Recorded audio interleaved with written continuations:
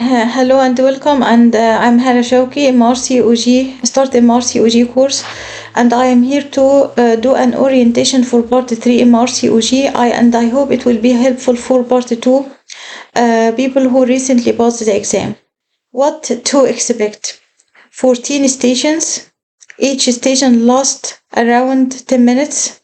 It will cover real-life clinical scenarios and test your ability to apply knowledge in a structured, patient-centered manner. Key domains which will be assessed: 5 domains: information gathering, communication with the patient and the families, applied clinical knowledge, communication with the colleagues, patient safety and ethics. How to prepare? You need to practice with simulated patient scenarios and improve your structured communication skills, and you have to focus on domains all through your answer. Summary of what will happen: you will have 2 minutes outside the cubicle.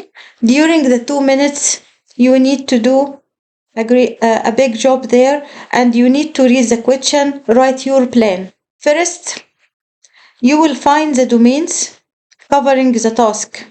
We have 5 domains, but with each task in simulated patient task, you will find 4 domains. So you will find the 4 domains except the communication with the colleague. In a structured discussion, you will have all domains except the communication with patient and the families. After the domains, you will find the details of the scenario, which could be a referral letter from the GP or midwife, could be call from the ER or from labor ward or gynae ward. And you have to be aware where are you, because you have to use this in your introduction. You have to read the information given to you carefully and write down the important points like name and the age of the patient in big letters. You will have at the end of the scenario the required tasks. So you may find more than one paper. So this is the first paper for the scenario and the required tasks. In the next paper, you may find results of histopathology report, and the next paper you may find results of investigations, which could be more than one paper, including blood test results, could be ultrasound scan reports sometimes. So if you found many papers outside, don't panic, because not necessarily you will be able to read all papers outside. In structured discussion, you can take permission from the examiner to read inside, complete reading, and then you start the answering.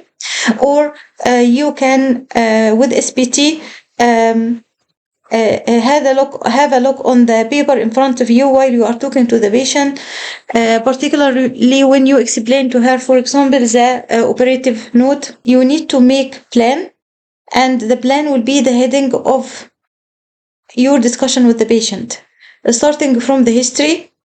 So, for example, if we are talking about the biopsy, vulval biopsy for lichen sclerosis, you need to cover these points in the history, like recovery after the biopsy, reason for the biopsy, vulval history, red flags, smear, problem with the sex, and so on. Then you need to explain the VIN, explain lichen sclerosis, and then the plan. You will talk about smoking, vulval care, MDT, the treatment options, the recurrence, the patient concern, sex problem, autonomy, and the consultant. Now I included all headings I need to discuss with the patient. What is the value of this? You will be arranged. You will not forget with the patient. And when the patient asks you a concern, you will not be distracted by her, and then come back to your original plan and complete your station within reasonable time.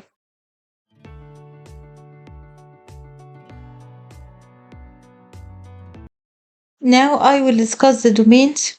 I will start by the safety domain, which mainly is about clinical governance. Not understanding the clinical governance and the audit used to identify the problem, and not understanding duty of conduct are common pitfalls in patient safety in part 3. The GMC document gives many principles. First is the doctor should recognize limits of their clinical ability. So consultants should be involved in emergency and urgent cases, high-risk cases, and shouldn't be involved if the ST5 can manage. At the same time, ST5 should demonstrate ability to cope with until the help arrive. For example, the best example for that, he can start the basic life support until the team come and support him or her.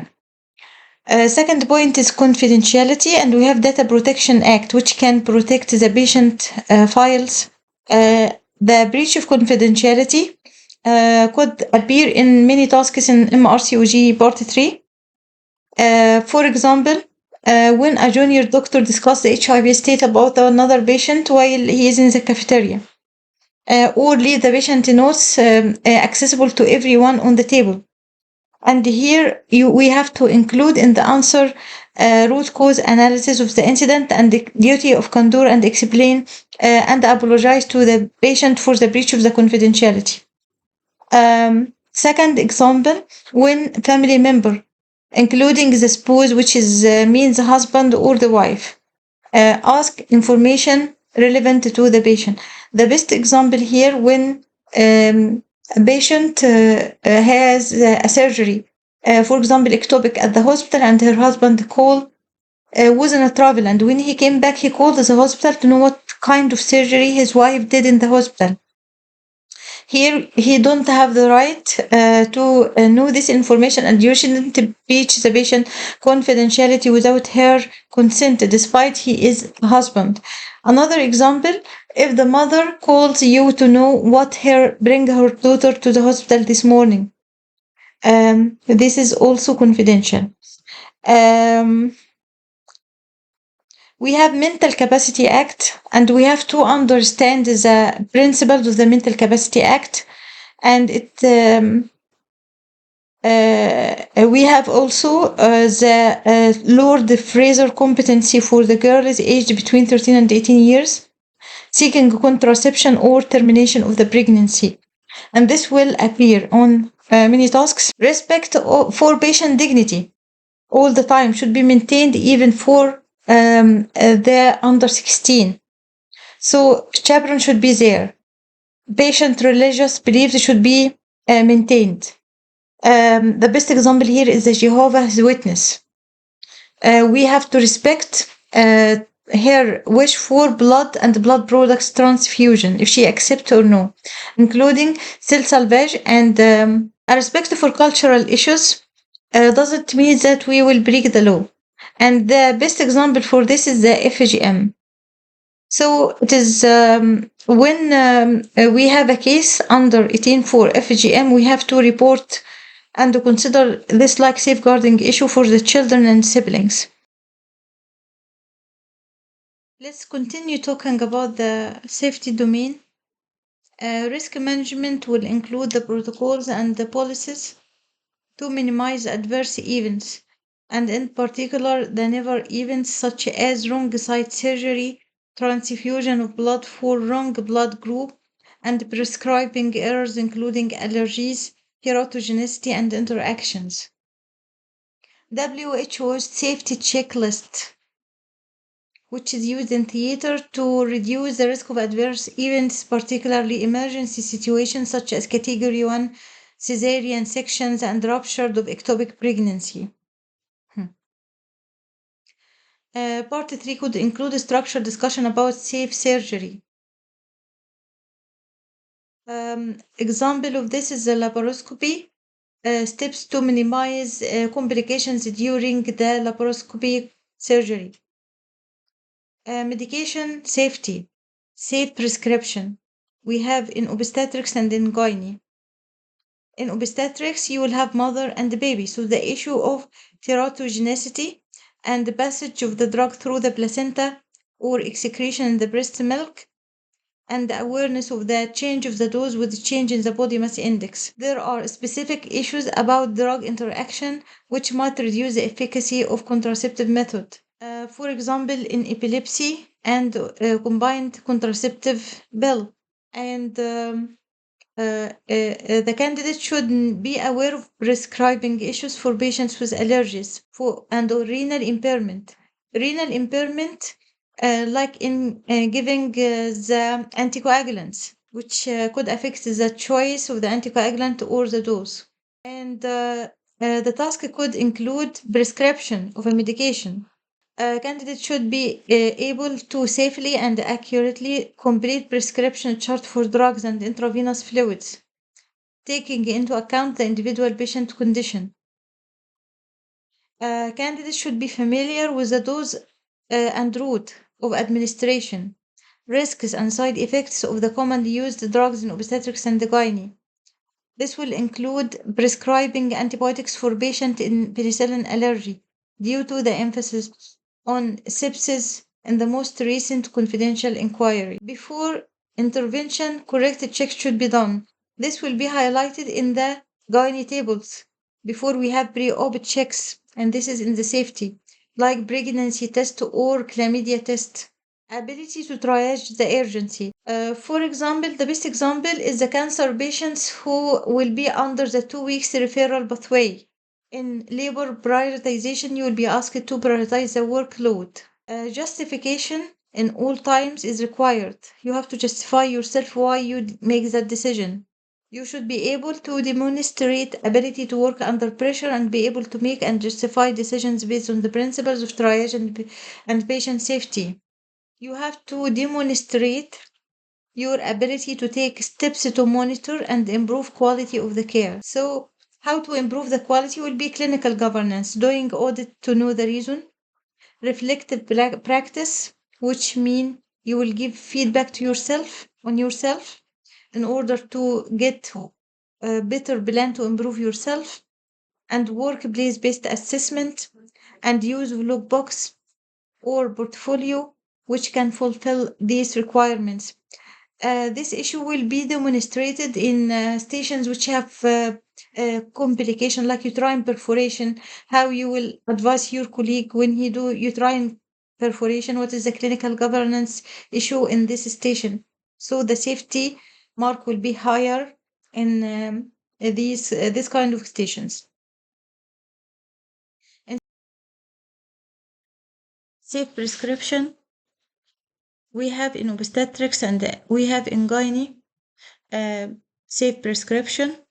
In the obstetrics, because there is mother and baby, we have to take care of the teratogenicity, drug allergy, placental transfer of the drugs, excretion via the breast milk, and the awareness of altered doses and regimens according to the body mass index.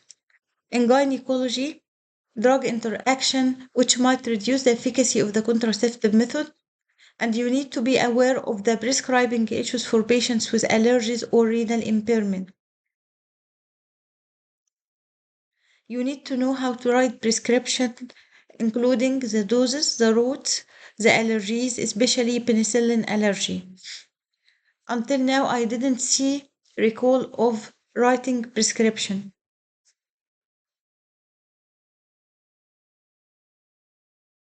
In summary, safety will include referral confidentiality, explain and justify the decision making and action, respects dignity, chaperone, respects the religious and cultural beliefs, Mental Capacity Act, phrasal competences, adult and child safeguarding principles, WHO checklist, safe prescription, allergies, when to call for help, correct checks before any intervention, excluding pregnancy before undertaking procedures, ability to triage the urgency, prioritization in gynae and labor ward, who need to wait less time, 2 weeks referral in cancer pathway. Risk management, including the protocols and the policies to minimize adverse events and never event. E-portfolio, workplace-based assessment, and reflective practice and audit, all is around how to improve your work.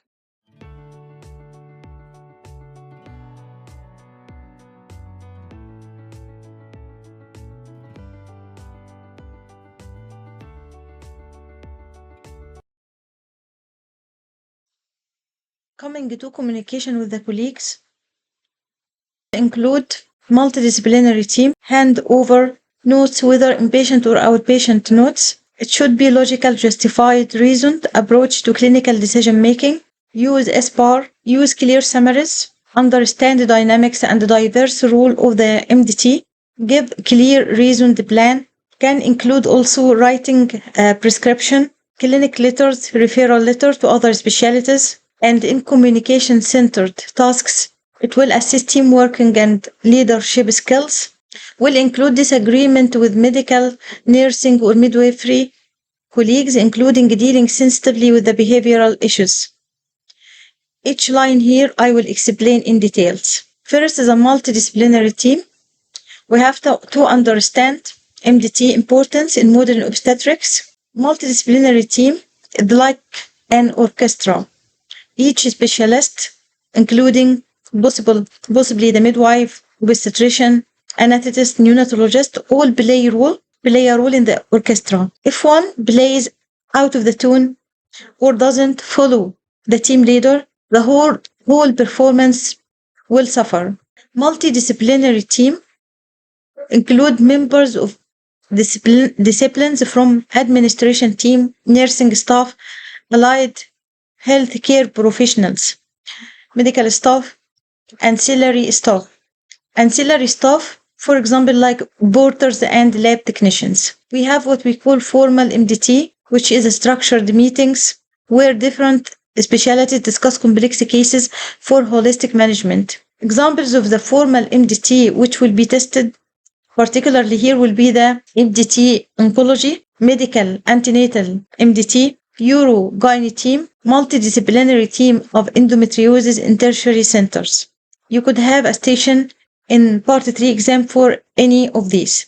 And the most famous one is the MDT of the oncology. So you will have multidisciplinary team letter given by your colleague, and he wants you to give him feedback about the letters, whether it is suitable to send for the multidisciplinary team and to be discussed there or no. And your job here is to give him feedback, what went well, what needs to be improved, what the plan to improve in the future. You have to understand the dynamics and the diverse rules of the multidisciplinary team. What does it mean, understand the dynamics? It means the forces or factors that drive change within the multidisciplinary team. This includes team interaction, communication style, leadership, conflicts, and decision-making processes. For example, how a midwife, obstetrician, neonatologist collaborate in high-risk pregnancies and how their roles influence the patient care. So you have to know the role of each member of the MDT.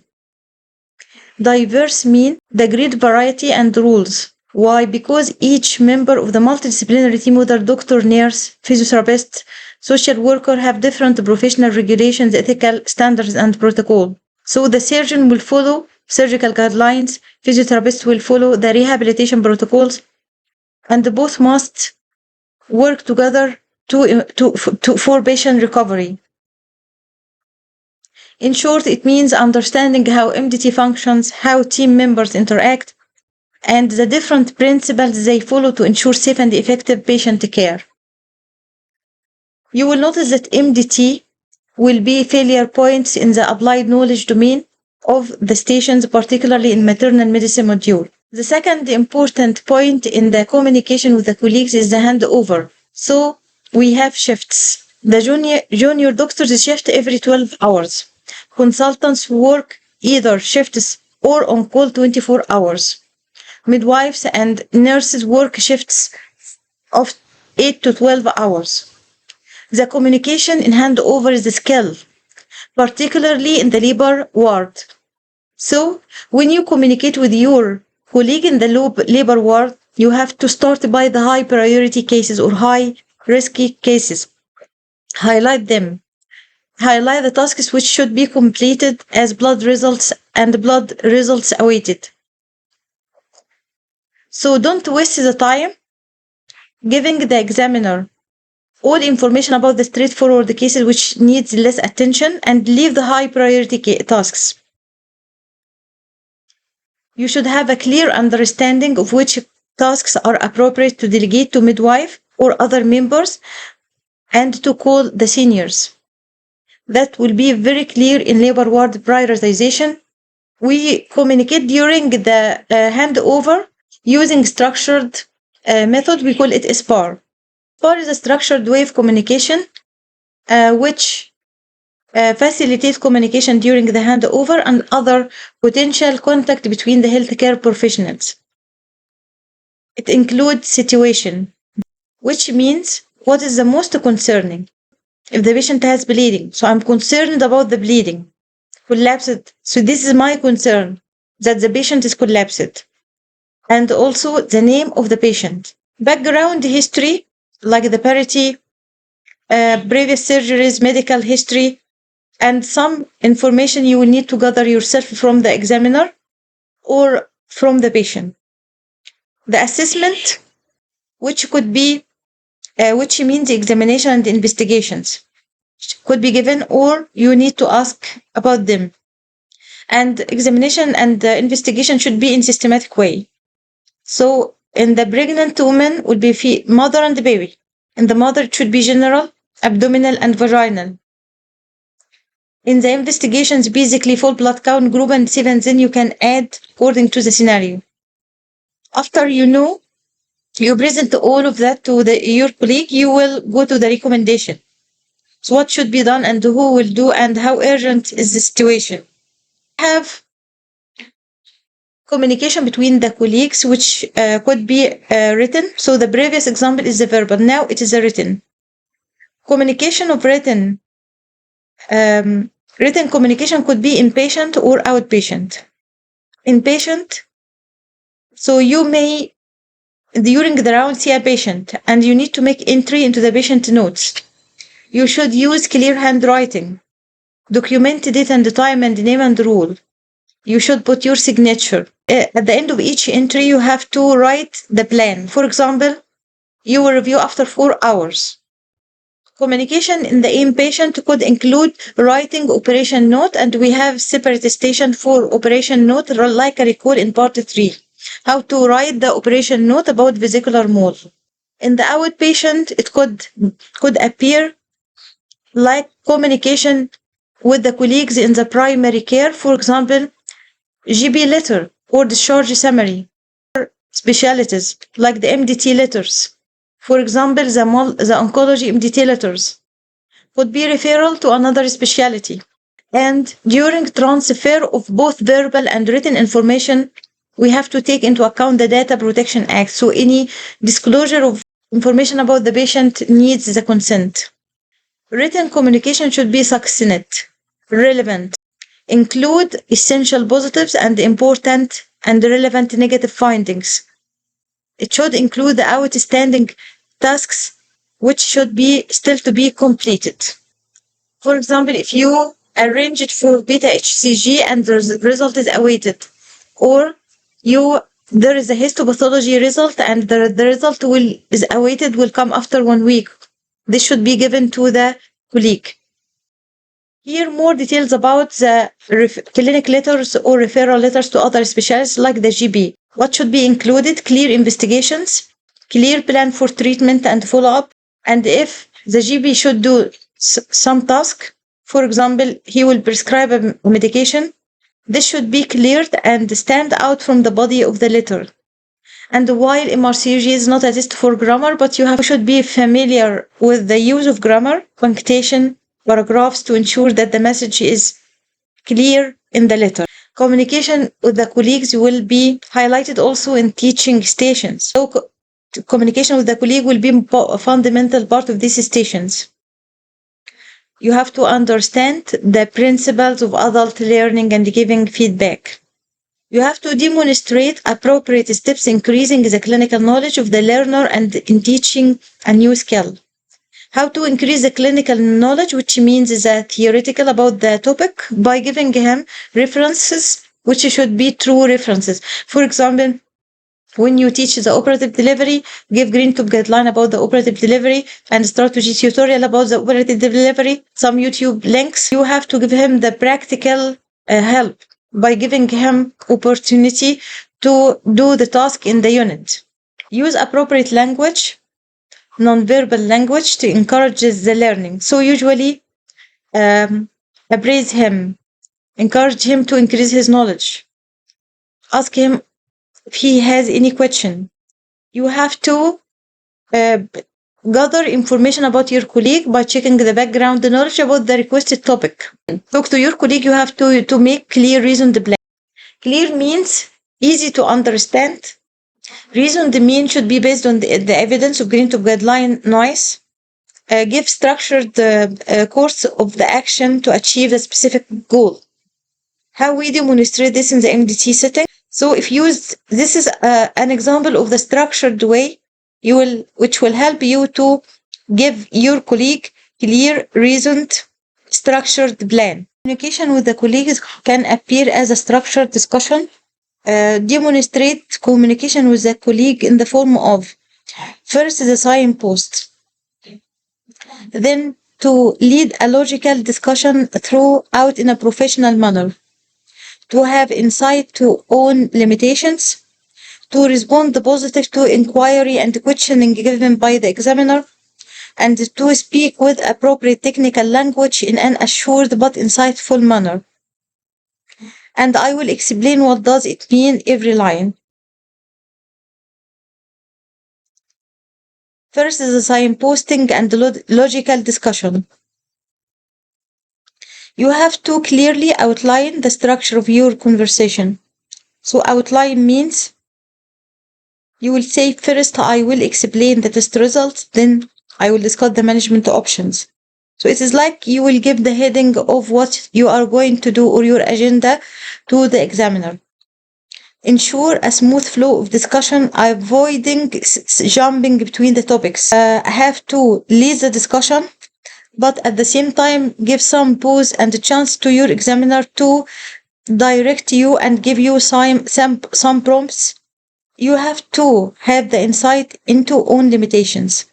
So you have to recognize when the case, you can manage the case or it is beyond your expertise, and you have to escalate appropriately, referring to the senior consultant. You have to acknowledge the uncertainty without losing the confidence. So if you don't know or you are uncertain about something, you have to say to the examiner, that's a good question, but I will clarify this with our specialist team. You have to respond positive to the questions.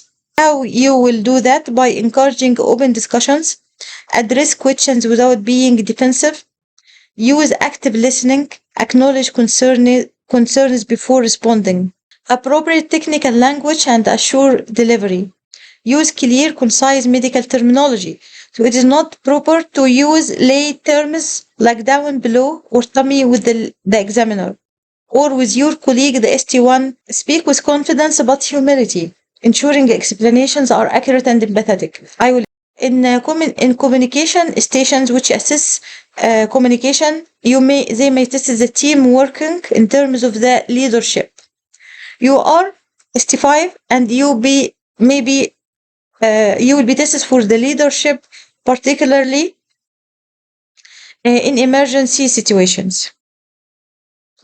During the team working, some disagreement occur between the colleagues, like the nursing staffs, the doctors.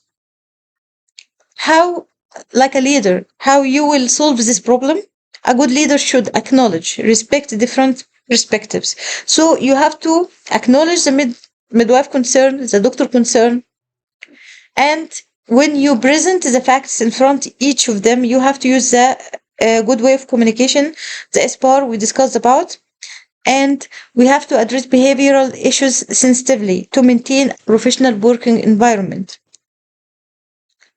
So what is the given example here? In MDT setting, when the patient is for cesarean section, the patient is followed by a midwife, and she has a leader midwife, and they think this patient is for cesarean section. But the ST5, for example, doesn't agree. Obstetrician, or vice versa, the obstetrician might suggest the elective cesarean section, while the midwife thinks she can continue trial for a labor. You are like a strong leader, have to listen to both sides, consider evidence-based guidelines, and facilitate mutual decision, ensuring patient safety. Communication with the colleague can appear in the patient task, but usually in the domains of simulated patient tasks, you will not find communication with the colleague. Sometimes they put under other domain. I saw in some stations that they put in maternal medicine, they put the multidisciplinary team in the applied knowledge domain like a failure point. So if you didn't see communication with the colleagues in the domains given in the scenario, this doesn't mean that you will ignore the colleagues. You have to include them in your answer. We finished the communication with the colleagues and then we will go for the applied knowledge domain. Now we will discuss the applied knowledge domain, which include to give focused, justified plan, risks and benefits of various management options, avoid unnecessary investigations, understand when you need to do the test, interpretation of clinical findings and investigations in order to give an organized plan, critically appraise the media. I will start by critical appraisal of the media. For example, the uterine transplantation, head transplantation. She heard about this treatment in the media. What is your role? The candidate should assess whether the media reported medical claims are scientifically valid and based on high quality evidence or no. In recalls, we have uterine transplantation and encephaly who can ask you about the head transplantation. In bacterial vaginosis, when she asks you about use of the yogurt in the treatment or herbal medication.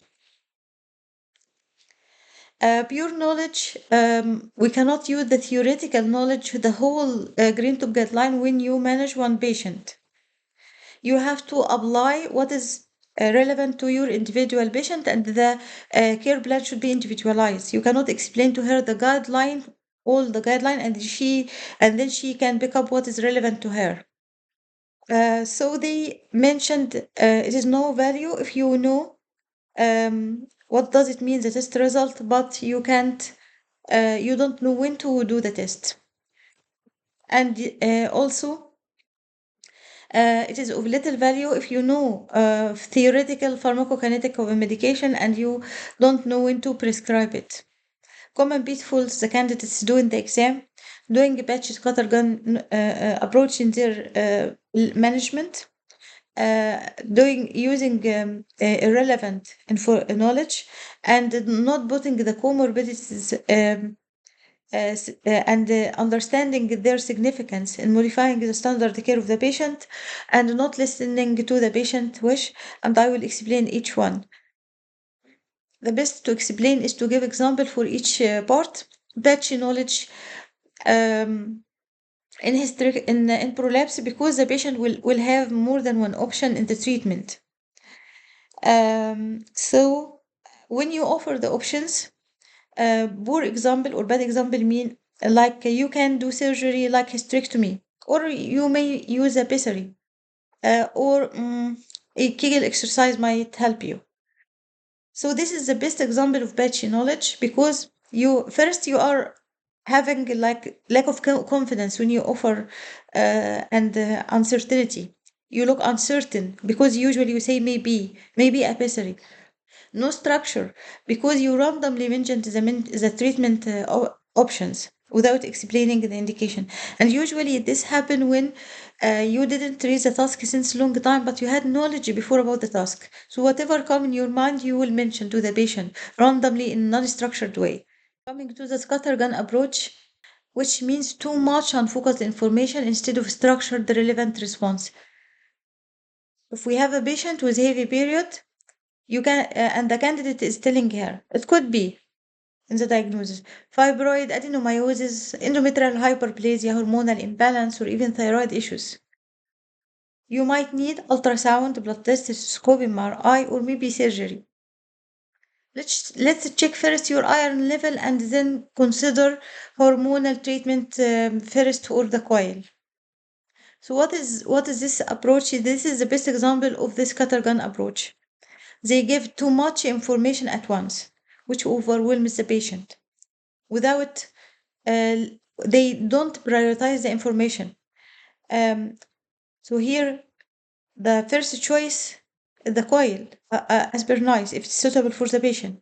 And then the medical, which could be hormonal, non-hormonal. And then the surgical. And before we discuss the options, we need to do some blood tests, the iron, collect hemoglobin, and then go for the imaging. So this is the structure. So it is lacking of the prioritization of the information, and also not structure, because jump from diagnosis to investigation to treatment. So the better approach, you will tell her your heavy period could be due to hormonal causes or a structural issue, and we will start by taking histoexamination, investigations like ultrasound, and then depending upon the finding, we can discuss the treatment options like medication or coil. So this is like a short summary of the headings you will follow when you discuss with the patient. Not understanding the significance of comorbidities in modifying the standard care.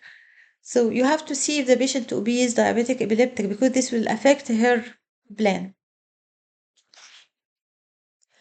The best scenario, if you have a patient diabetic, epileptic on sodium valproate and came for preconceptional counseling.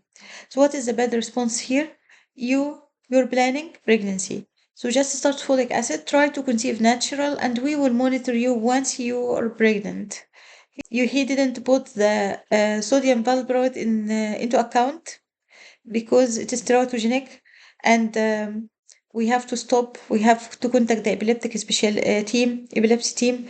We need to take before pregnancy.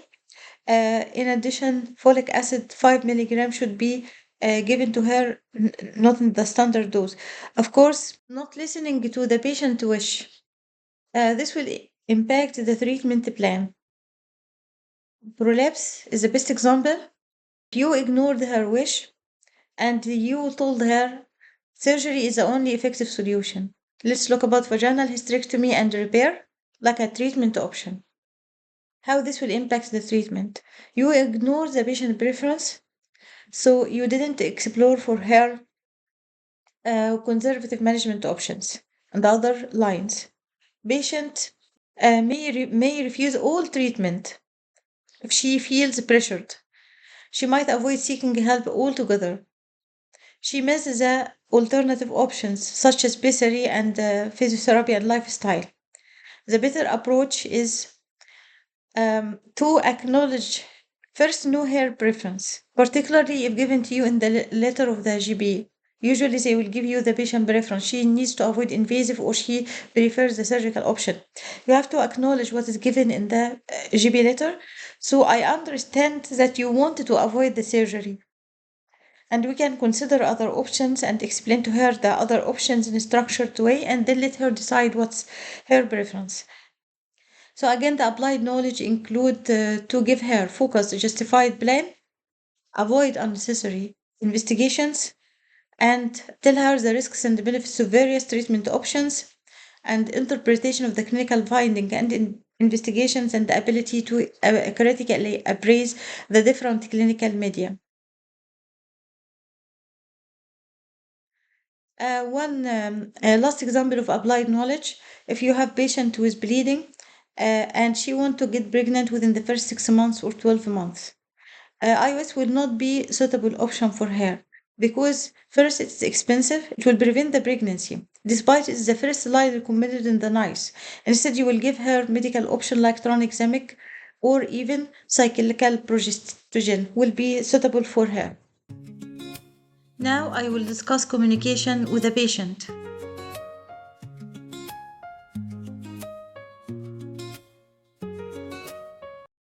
In terms of communication with the patient, we have to identify the barriers as language, disabilities, and the need for interpreter. Introduce yourself by name and role.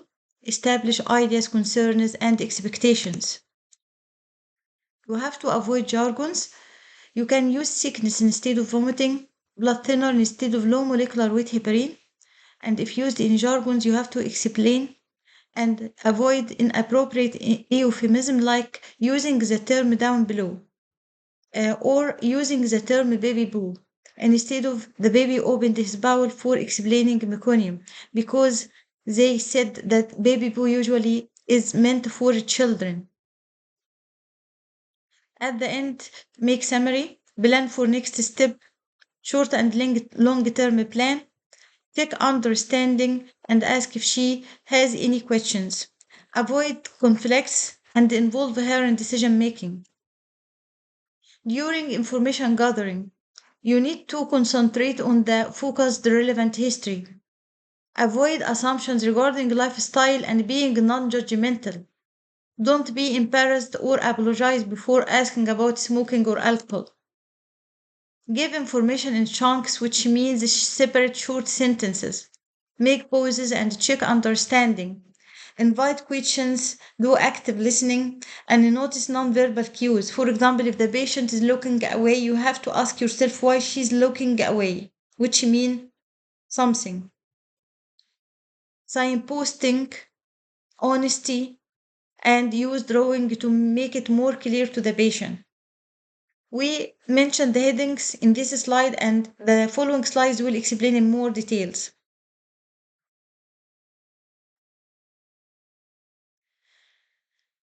So, communication with the patient, you have to show ability to build a relationship with the patient even in difficult times as stillbirth, which is one type of communication stations in postnatal module. You have to show the ability to inform, engage, negotiate, and make shared decision. We have common pitfalls most of the candidates do. They may forget to introduce their self by name and role in the start of the introduction.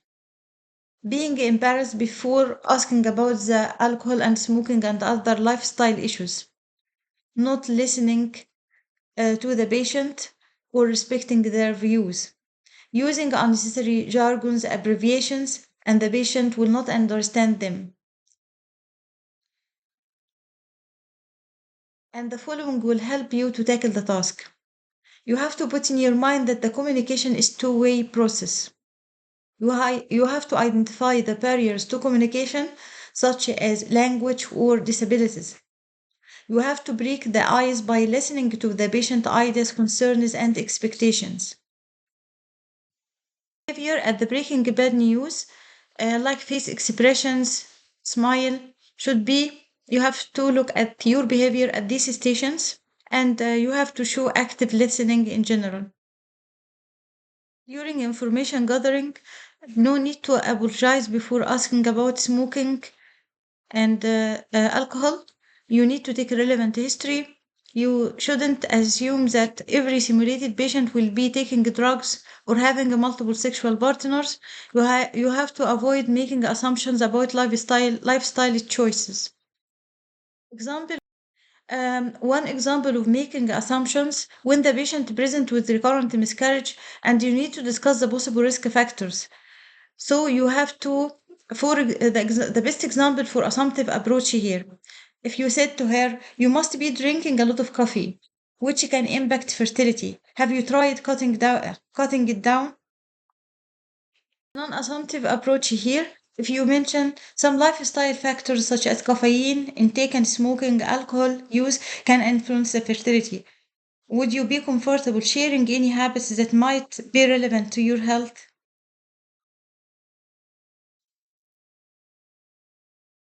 Giving information in chunks means that you will make it in small doses and separate sentences. You have to pause in between and to check patient has understood by telling her, is that okay? Brief pause to summarize what you have said and ask whether the patient has any question. Encourage the patient to ask questions because the role player will try to bring you back on the track if you have strayed away from the focus of the task. So again, in summary, we need to avoid conflict, learn how to negotiate with the patient, avoid jargons, avoid inappropriate euphemism like down below or baby boo, and the patient should be involved in the decision making.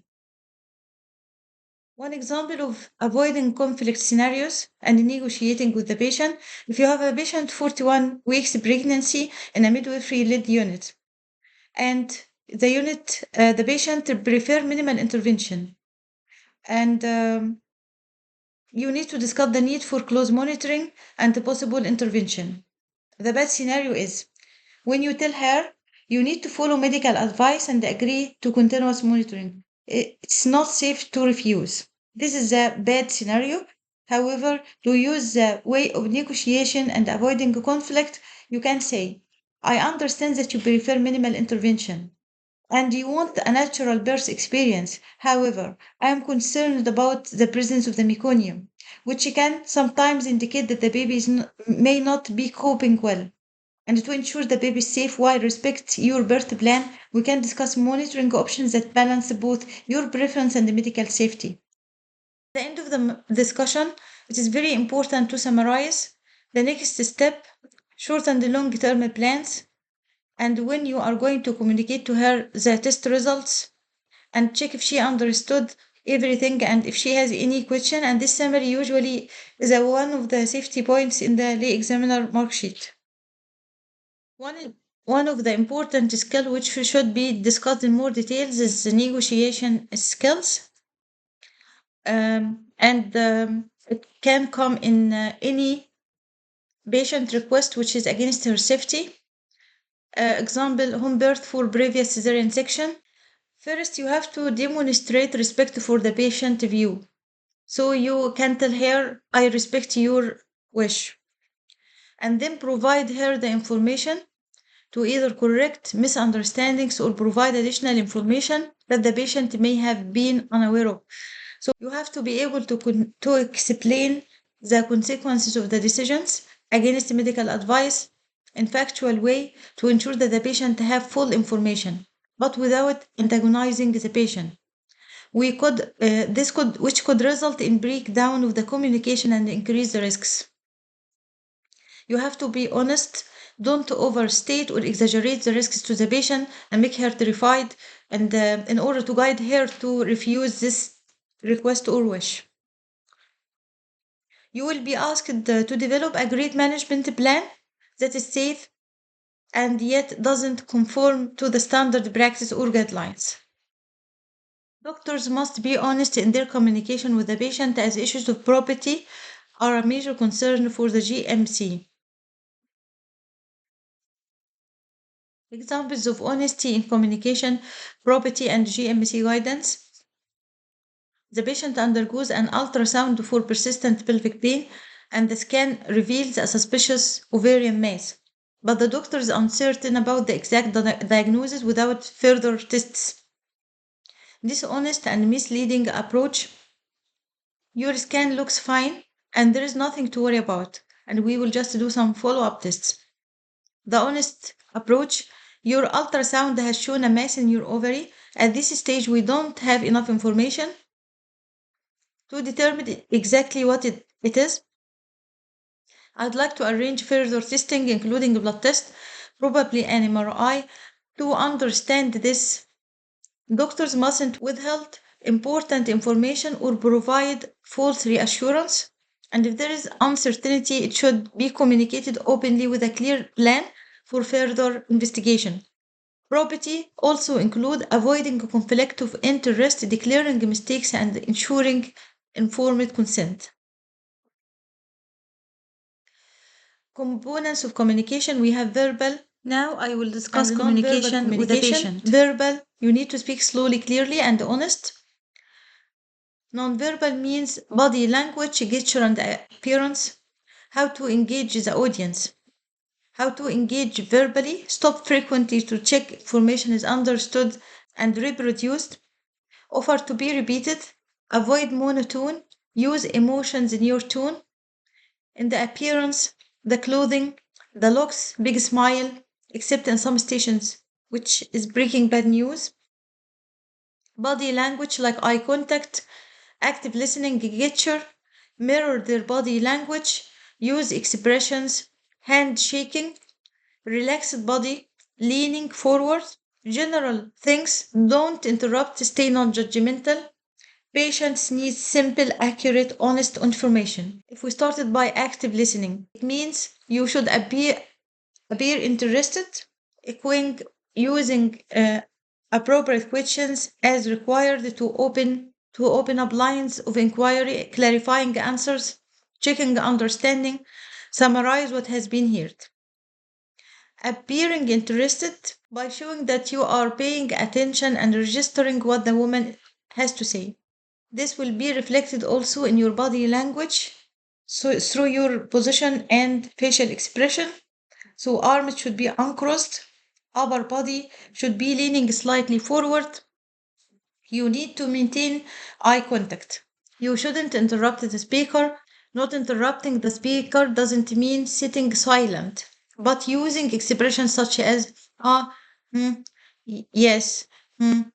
This will encourage the woman to go on and convey that you are registering the information, and this is known as active listening.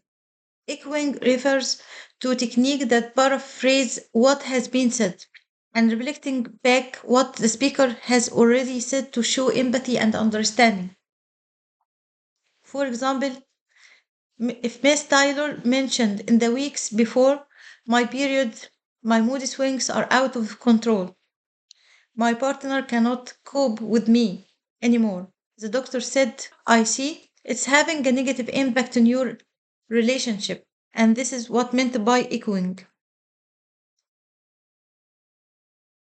Showing empathy, you have to put yourself in other shoes. Give verbal and non-verbal. Non-verbal means that you will listen with compassion, do some expressions. Touch, we don't do touch in the exam or in practice.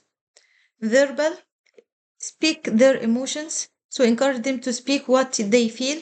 Example of that, I can see it was hard time. How did you cope with that? And if she described the pain, say it looks terrible thing. Barriers to empathy, time pressure, missing emotions and emotional needs, negative emotions when either the patient or the doctor become angry. How to overcome the barriers to empathy? Ask the patient about their expectations and to have idea about what she may feel. Help her to react. I can see how angry you are. I can see how angry you are about what happened. So you feel very annoyed that no one explained the situation to you. It must be hard for you with. And at the start of your practice, make special notes for the empathetic sentences you will meet. At the end, you will master them. Thank you for watching my video. I hope it was useful and wait for the structure of consultation and history taking in the introduction of part 3 MRCOG course.